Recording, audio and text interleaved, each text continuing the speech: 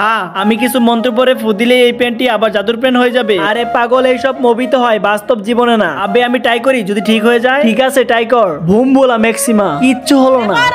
দেখলি আমি বলছিলাম না কিচ্ছু হবে না। আমি চললাম, হট তুই থাক, আমি হোমওয়ার্ক করব। আমিও যাই। আরে এটা কি হলো? মনে হচ্ছে জাদুর পেন ঠিক হয়ে গেছে।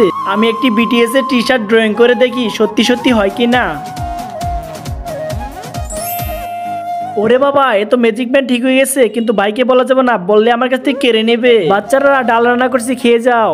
আরে ইয়ার, আমার তো ডাল একদমই ভালো লাগে না। আমি একটা কাজ করি, এটা দিয়ে আমি পিৎজা কে বানিয়ে নেই। হে আল্লাহ, যে এই পবিত্র কোরআনটিকে দেখার পর ভিডিওতে লাইক করে চ্যানেলটিকে সাবস্ক্রাইব করে দিবে এবং এই ভিডিওটি 10 জনের কাছে শেয়ার করবে, তাকে তুমি পরীক্ষায় পাশ করে দিও। কমেন্টে বলুন আমিন।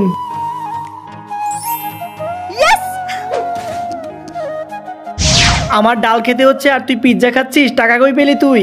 অনলাইন থেকে অর্ডার করেছি আর আমার কাছে সবসময় সেভিংসে টাকা থাকে। কে কে এমন একটি ম্যাজিক পেন চাও কমেন্ট বক্সে বলে যাও।